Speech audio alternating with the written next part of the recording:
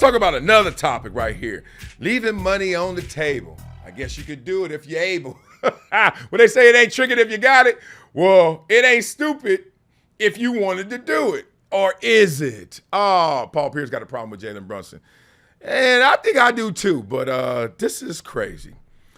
This is crazy. Jalen Brunson obviously just got extended and could have got a bigger deal. Max contract player decides to take a team-friendly deal and leaves $113 million on the damn table. Well, let's let another baller who, let's just say, wouldn't leave that much money on the table talk about it. Go get him, PP. So, Paul Pierce, goodness. do you like or have a problem with this? That's hard to hear, Skip. Yeah, it is. What you say? $113 million he left on the table. Yep. You left $113 million. You got to repeat it. Sound right? Did I say 113? What? Hey, listen, I get it. You want to win a championship, but that don't guarantee you a championship.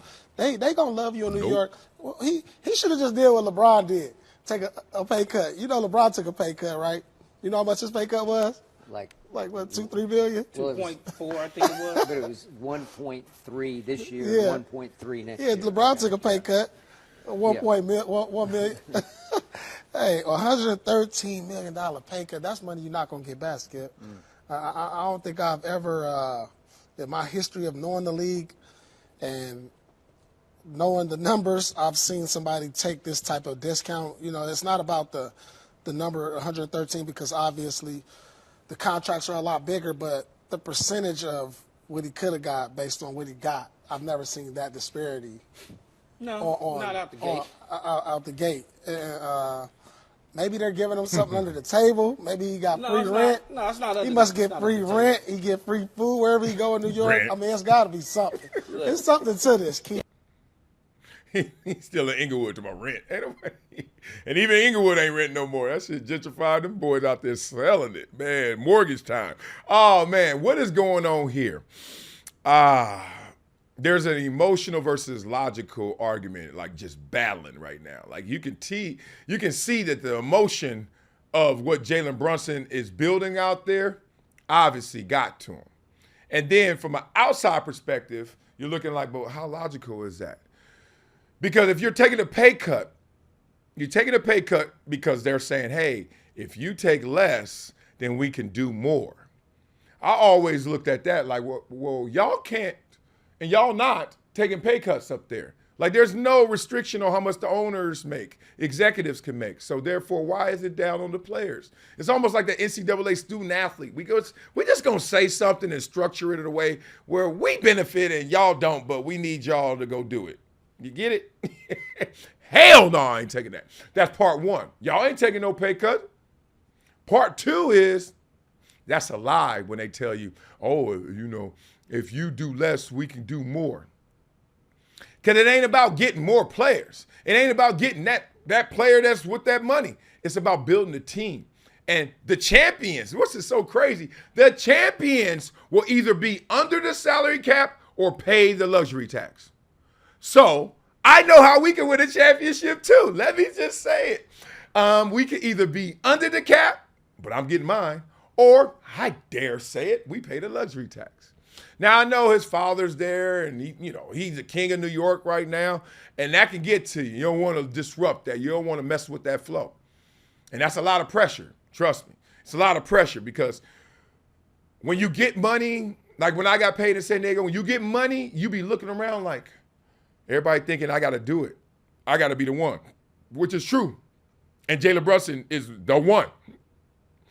But to win a championship, you can't write that down on paper in July and then say that's going to happen. The Miami Heat went out there with a big three that everybody said, damn, and didn't win it the first year. Jalen Brunson, they got a squad right now, damn. Who knows? And then when it's all said and done, they sold you championship aspirations and took your money for it. They sold you something and took your, y'all hear me? They sold you something. That means you paid for it. And they said, give me that. You paying in your time, You giving them your talent, your prime years, all this stuff. So if you don't win a championship in the next 4 years, and then they're like, yeah, that didn't work out. And your numbers, let's just say they normal. Same old you. Yeah, that's great, but I think we need a boost. We probably need a bigger guard, bigger point. Tom Brady comes to mind. Tom Brady took pay cuts when he was in New England after he got paid at first. People forget that part. Tom Brady got paid. And then it was like, all right, I take some pay cuts. And I was sitting there on the sideline like, I ain't counting your money, but I think you should be counting more money than that. You should be taking that pay cut. And I remember one time, it was in promise of getting Wes Welker re-signed. And as we all know, Wes Welker didn't re-sign.